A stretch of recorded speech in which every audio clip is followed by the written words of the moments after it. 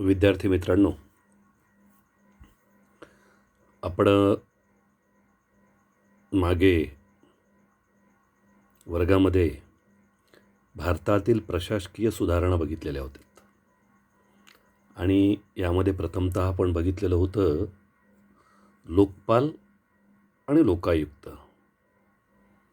त्यानंतर दुसरी सुधारणा झालेली होती ती म्हणजे नागरिकांची सनद. यानंतर आपण तिसरी सुधारणा बघितलेली होती ई प्रशासन, याला ई गव्हर्नन्स असं म्हणतात, की कशा प्रकारे मंत्रिमंडळाला अर्थात शासनाला आपला कारभार करत असताना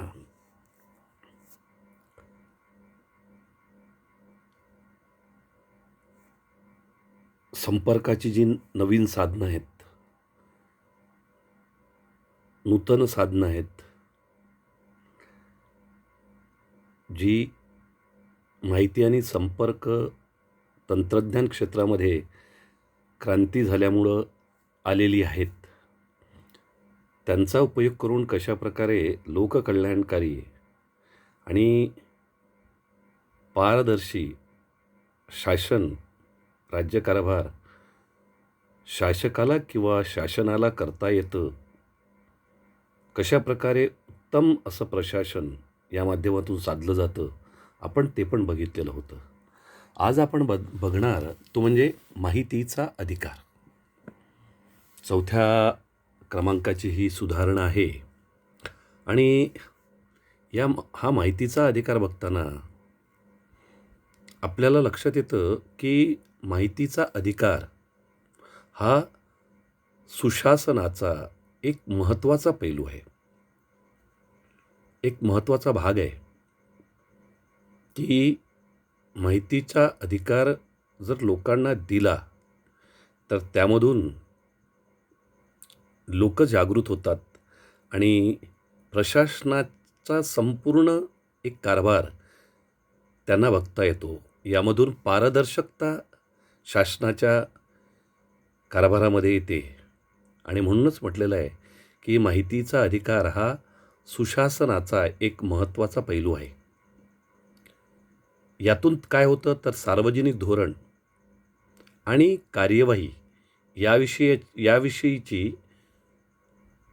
माहिती नागरिकाला मिळते, सर्वसामान्य नागरिकाला यामधून ती माहिती मिळते आणि त्याचा परिणाम असा होतो की सहभागी लोकशाही बळकट करण्यासाठी आणि जनकेंद्रित, जन म्हणजे लोक ना, जनता, लोककेंद्रित प्रशासनाची सुरुवात करण्यासाठी ही एक काय असते, महत्त्वपूर्ण बाब असते. शासकीय संस्थांमधील पारदर्शकतेमुळे कामकाज हे वस्तुनिष्ठ पद्धतीनं होते, म्हणजे आहे तसं, जसं दिलेलं आहे तसं. त्याच्यामध्ये कुणीही म्हणजे हेराफेरी करू शकत नाही, इकडचं तिकडं काही करू शकत नाही. जे कायद्यानं आखून दिलं आहे त्याप्रमाणेच म्हणजे वस्तुनिष्ठ पद्धतीनं ते काम होतं आणि कामकाजाबद्दल काय येते, निश्चितता येते. म्हणजे प्रत्येकाचं काम हे प्रशासनामध्ये निश्चित केलेलं असते आणि त्याप्रमाणे ते काम त्याला करावं लागतं. त्याचप्रमाणे नागरिकांना परिणामकारक रीतीने प्रशासनामध्ये सहभागी होता येतं.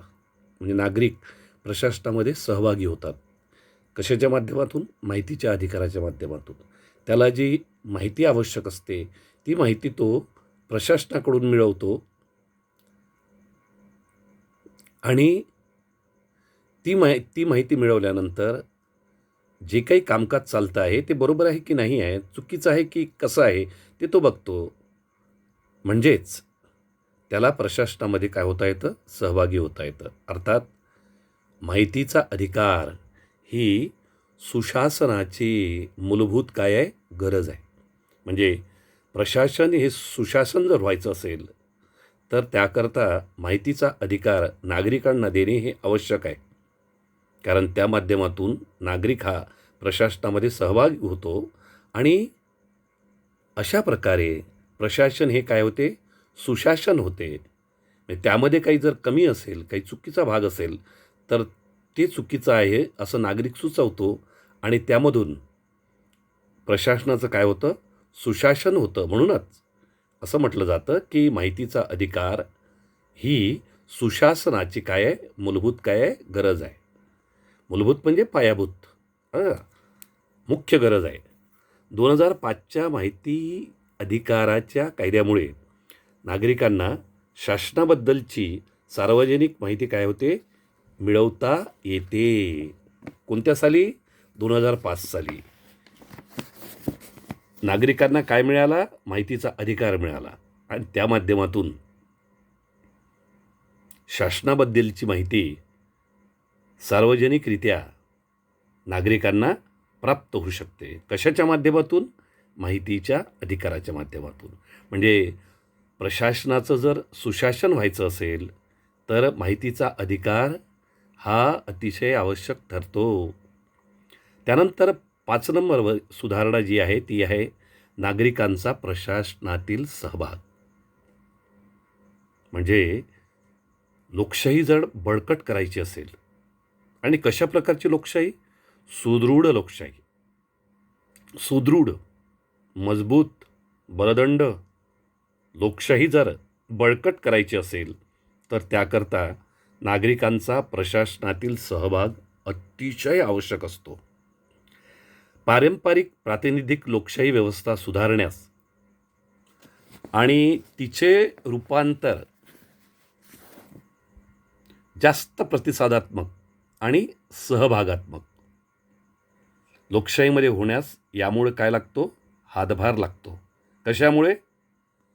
तर नागरिकांचा प्रशासनातील सहभाग असल्यामुळे, नाही का? प्रतिसादात्मक, जास्त प्रतिसादात्मक आणि सहभागात्मक लोकशाहीमध्ये त्याचं काय होतं? रूपांतर होतं पारंपरिक लोकशाहीचं.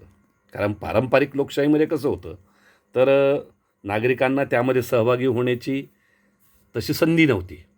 पण 2005 साली एक कायदा आला, तो म्हणजे कोणता? माहितीच्या अधिकाराचा. आणि त्या माध्यमातून सर्वसामान्य नागरिक हा प्रशासनामध्ये सहभागी व्हायला लागला आणि त्यामुळं पारंपरिक लोकशाहीचं रूपांतर जास्त प्रतिसादात्मक आणि सहभागात्मक लोकशाहीमध्ये होण्यास काय लागला? हातभार लागला.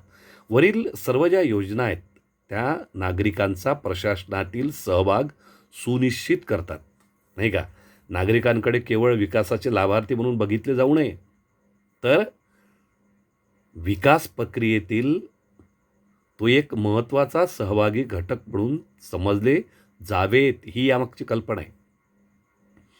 कारण नागरिक जर म्हटलं का विकासाचा लाभार्थी आहे, तर कुठल्याही प्रकारे त्याला एक लाभ मिळवून दिला की संपलं काम, म्हणजे झालं ते प्रशासन, असं नाही. तर तो विकास प्रक्रियेतील एक काय सहभागी घटक आहे असं समजलं जावं, म्हणजे तो त्यामध्ये सहभागी आहे.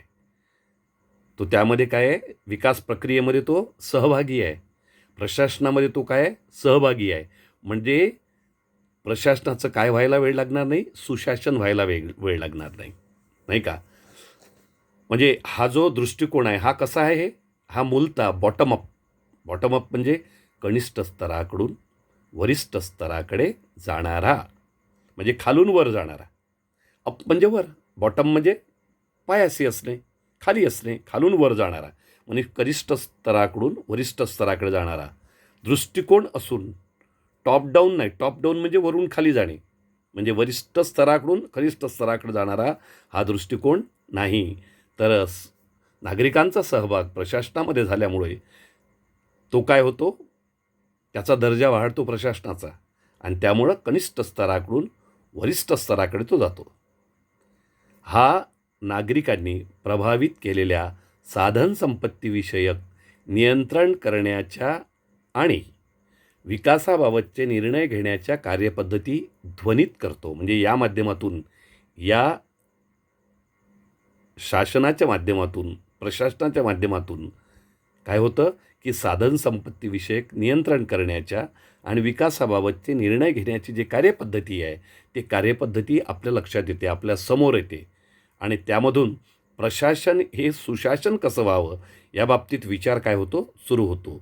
हा दृष्टिकोन नागरिकांना स्वतःच्या भवितव्याविषयीचे निर्णय घेण्याचा कायदेशीर अधिकार आहे हे काय करतो मान्य करतो, नाही का, की स्वतःचं भविष्य नागरिकांना ठरवायचं, स्वतःचं भविष्य, आणि त्याचा विचारसुद्धा, त्याचा निर्णयसुद्धा कुणाला करायचा आहे, नागरिकांनाच करायचा आहे. हे हा कायदेशीर अधिकार काय करतो मान्य करतो. अशा प्रकारे आपल्याला दिसतं की सुशासनाचे जे मूल्य आपण मागे पाहिले आणि भारतातील प्रशासकीय ज्या सुधारणा झाल्यात त्यामध्ये आपल्याला या 5 सुधारणा दिसून येतात. किती सुधारणा आहे त्या? 5 सुधारणा. शेवटची कोणती आहे? नागरिकांचा प्रशासनातील सहभाग. परीक्षेच्या दृष्टीने ह्या महत्त्वाच्या आहेत. त्यामुळं याकडे विशेष लक्ष देणं तुमचं काम आहे. विशेष लक्ष द्यायचं, तुम्हाला काळजीपूर्वक अभ्यासायचं आहे. अडचण आली तर मी आहेच, मला विचारायचं. तर अशा प्रकारे आपण बघितलेलं आहे भारतातील प्रशासकीय काय सुधारणा.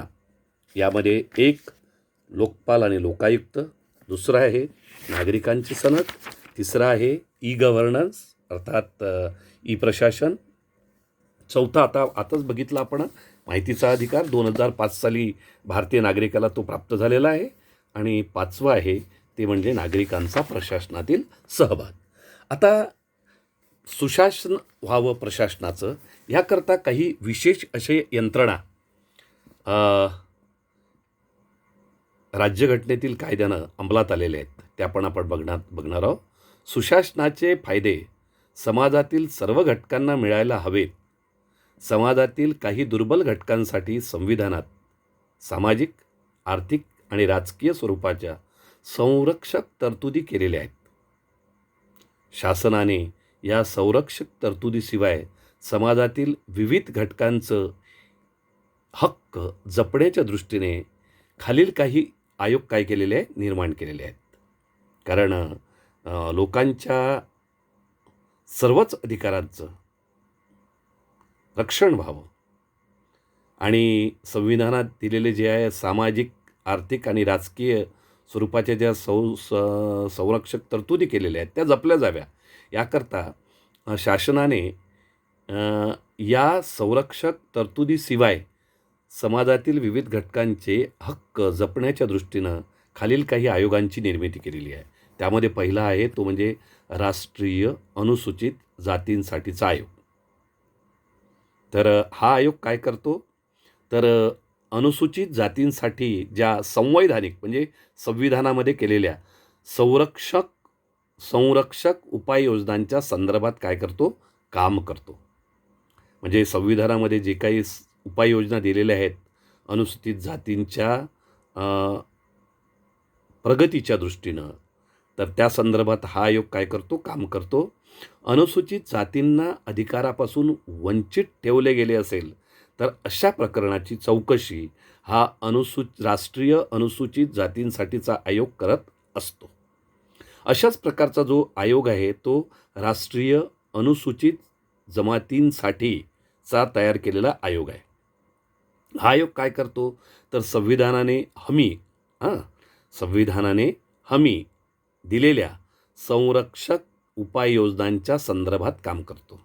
म्हणजे अनुसूचित जमातींसाठी काही बाबींची हमी, काही बाबींची कबुली, काही बाबींचं अभिवचन संविधानाने दिलेलं आहे, आणि त्या संदर्भामध्ये संरक्षक उपाययोजनांच्या संदर्भामध्ये हा आयोग काय करतो, काम करतो. प्रामुख्यानं अनुसूचित जातींसाठीचे अधिकार हिरावून घेतलेल्या प्रकरणांची तो काय करतो, चौकशी करतो. म्हणजे जिथे त्याला दिसत असेल की अनुसूचित जातींच्या अधिकारावर गदा आलेली आहे, नाही का, अनुसूचित जातींचे अधिकार या ठिकाणी संकुचित झालेले आहे असं जिथे दिसतं तिथं हा आयोग काय करतो, त्या प्रकरणांची चौकशी करतो.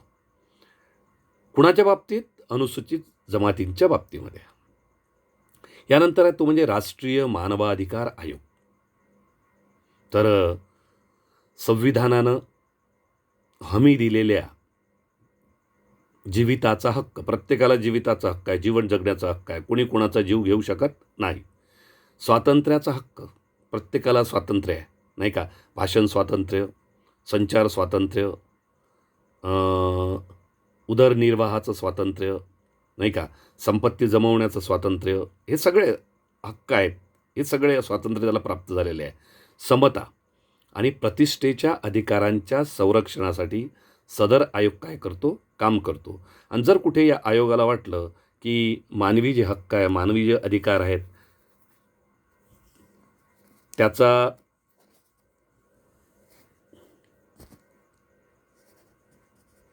संकोच झालेला आहे, ते मानवी अधिकाराला धक्का पोचलेला आहे, तिथं हा आयोग काय करतो, चौकशी सुरू करतो. आणि जर तसं काही झालं असेल तर त्याची चौकशी करून त्या बाबतीमध्ये निर्णय देतो. आणि तो निर्णय सर्वांवर काय असतो, बाध्य असतो, बंधनकारक असतो. राष्ट्रीय महिला आयोग. तर सदर आयोगाची जी स्थापना आहे त्या महिलांच्या तक्रारींचे निवारण करण्यासाठी, तसेच महिलांच्या सामाजिक आणि आर्थिक विकासात चालना देण्यासाठी केलेली आहे, नाही का. समजा एखाद्या वेळी स्त्रीवर अन्याय होत असेल तर त्याकरता हा आयोग काम करतो आणि त्या स्त्रियांचा अन्याय काय करतो, दूर करतो. तसंच त्यांचा सामाजिक आणि आर्थिक विकास व्हावा या दृष्टीनं सुद्धा काय करतो, प्रयत्न करतो आहे. त्यानंतर राष्ट्रीय बाल हक्क संरक्षक आयोग, नाही का, राष्ट्रीय बाल हक्क संरक्षक आयोग. तर देशभरात बालकांच्या हक्कांचं संरक्षण करणे. तुम्हाला माहीत आहे, बालमजुरी वगैरे सारखे जे वाईट प्रथा आहेत, वाईट चाली आहेत, त्यापासून बालकांचं काय करणे, संरक्षण करणे, बालहक्कांना प्रोत्साहन देणे आणि त्यांचा काय करणे, बचाव करणे, यासाठी हा आयोग काय आहे, कार्य करतो आहे.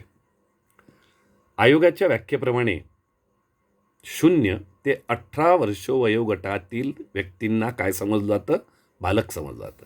आणि 18 वर्षाच्या वर जर तो झाला असेल तर तो काय होतो, युवक होतं, नाही का. यानंतर येतो तो म्हणजे राष्ट्रीय मागासवर्गीय आयोग.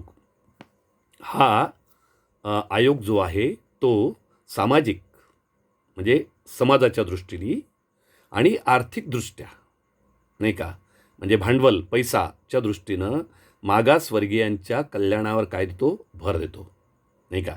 समाजामध्ये जे आर्थिकदृष्ट्या आणि सामाजिकदृष्ट्या मागासवर्गीय वर्ग आहेत, गट आहेत, त्यांच्या कल्याणावर हा आयोग काय देतो, भर देतो. म्हणून त्याचं नाव काय आहे, राष्ट्रीय मागासवर्गीय आयोग. यानंतर 7वा आयोग आहे तो म्हणजे राष्ट्रीय अल्पसंख्याक आयोग. तर अल्पसंख्याक जे आहेत, कोण आहे, मुस्लिम आहेत, जैन आहेत, शीख आहेत, पुन्हा आपले ख्रिश्चन आहेत, यासारखे धर्मीय लोक हे अल्पसंख्याकामध्ये बोलतात, कारण बहुसंख्येनं ते भारतामध्ये आहेत नाही. म्हणून अशा धर्मीय लोकांचे अल्पसंख्याकांचे संरक्षण करण्यासाठी संसद आणि राज्यांच्या विधिमंडळांनी पारित केलेले कायदे आणि संविधानाने दिलेल्या संरक्षणविषयक तरतुदींच्या कार्यावर देखरेख करण्याचं काम हा आयोग करत असतो. म्हणून याला काय म्हणतात, राष्ट्रीय अल्पसंख्याक आयोग. म्हणजे असं कुठं दिसलं या आयोगाला की अल्पसंख्याकावर काय झालेलं आहे, अन्याय झालेला आहे, तर अशावेळी हा आयोग त्यामध्ये लक्ष घालतो, त्या प्रकरणाची आपल्यामध्ये सुनावणी करतो आणि त्याचं न्यायदान करतो. आणि अल्पसंख्याकावर जर अन्याय झाला असेल तर तो अन्याय दूर करण्याचं कार्य हा आयोग करत असतो. यानंतर आहे राष्ट्रीय ग्राहक वाद निवारण आयोग. तर हा आयोग काय करतो, तर भारतातील जे ग्राहक आहेत तर त्यांची जर फसवणूक झाली असेल दुकानदाराकडून, त्यांच्यावर जर काही अन्याय झाला असेल, तर त्याविषयीचा काही वाद असेल तर ते वाद निवारण करण्याचं, त्या वादाचं त्या वादाची सोडवणूक करण्याचं कार्य हा आयोग करतो. आताच मी कालच्याच पेपरमध्ये वाचलेलं आहे की एका कंपनीनं ग्राहकाला फसवलं, तर त्याच्यावर या राष्ट्रीय ग्राहक वाद निवारण आयोगाच्या माध्यमातून जे जिल्हा तक्रार निवारण आयोग आहे ग्राहकांचा, तर त्यांनी निकाल दिला आणि त्याची फसवणूक झाली म्हणून त्याला पैसे देण्याचा निकाल दिला आणि त्या कंपनीला सांगितलं, तुम्ही याला पैसे द्या, नाहीतर तुमची कंपनी भारतातून बंद करण्यात येईल. आणि त्याला म्हणजे व्याजानं, म्हणजे त्याला व्याज लावून, म्हणजे जितके वर्षाचं ते तो भांडून राहिलेला आहे, जितके वर्षापासून तो न्यायालयीन चौकशीच्या माध्यमातून हा खटला चालू आहे, तितके दिवसापासून त्याच्या पैशाला काय मिळेल? व्याज मिळेल. आणि त्याला ते संपूर्ण पैसे त्या कंपनीला द्यावे लागेल, त्यावर दुसरा काही उजर नाही. हां, अशा प्रकारे. तर भारतीय संविधानाने मूलभूत अधिकार आणि राज्य धोरणाच्या मार्गदर्शक तत्वांद्वारे सुशासनाच्या चौकटीची मांडणी केली आहे. त्यावर आधारित सुशासनासाठीची संस्थात्मक चौकट, म्हणजे ती संस्था असेल, आहे की नाही, आणि त्या संस्थेच्या मार्फत काम चालेल. आणि ते काम कसं चालेल ते पण आखून दिलेलं आहे, आराखडा. त्याच माध्यमातून, त्याला आपण चौकट म्हणतो, त्याच माध्यमातून काम चालेल. या संस्थात्मक चौकट विकसित करण्याचा शासनानं काय केलेला आहे? प्रयत्न. प्रशासनाकडे बघण्याचा लोकाभिमुख, म्हणजे लोकांच्या कल्याणासाठी शासन आहे आणि लोकांचं कल्याण शासनाच्या कारभारातून व्हावं, असा लोकाभिमुख दृष्टिकोन हा सुशासनाचा काय आहे? गाभा आहे. गाभा म्हणजे सेंटर, इंग्लिशमध्ये त्याला म्हणतो आपण. जो असा भाग की जो आपण त्यामधून वेगळा करू शकत नाही, महत्त्वपूर्ण भाग आहे की नाही. हा अशा वातावरणाची निर्मिती करतो ज्यात सर्व वर्गातील नागरिकांना त्यांच्यातील क्षमतांचा पूर्ण विकास घडवता येतो. भारताला एक प्रतिसाद देणारे, उत्तरदायी, म्हणजे जबाबदार असलेलं, टिकाऊ, खूप काळापर्यंत चालत राहणारं आणि कार्यक्षम, ज्याच्यामधून काय होईल? कार्य होईल, लोककल्याणाचं कार्य चालू राहील, असं प्रशासन निर्माण करायचं आहे. हा यामागचा काय आहे? उद्देश आहे. म्हणून भारतीय संविधानामध्ये वेगवेगळ्या प्रकारच्या सोयी, वेगवेगळ्या प्रकारच्या तरतुदी याकरता केलेल्या आहेत. अशा प्रकारे आपण बघितलेलं आहे. हे पूर्ण प्रकरण, कोणतं प्रकरण आहे हे? समकालीन भारत सुशासन इथे संपलेलं आहे. यामध्ये आपण संपूर्ण टॉपिक बघितलेले आहेत, आहे की नाही. उत्पत्ती आणि अर्थ, आहे की नाही. उत्पत्ती आणि अर्थ. त्यानंतर बघितलेलं आहे सुशासनाचे मूल्य वगैरे वगैरे आपण बघितलेले आहेत. तर ते सगळं आपण या प्रकरणामध्ये अभ्यास केलेला आहे त्याचा. तुम्हाला छानपैकी याचा अभ्यास करायचा आहे. आलेल्या अडचणीकरता मला भेटायचं आहे. ओके, तर ठीक आहे, चला आपण थांबूया इथं. तुम्ही छान अभ्यास करा, आणि काही अडचण आली तर मला फोन करून विचारा. जय हिंद.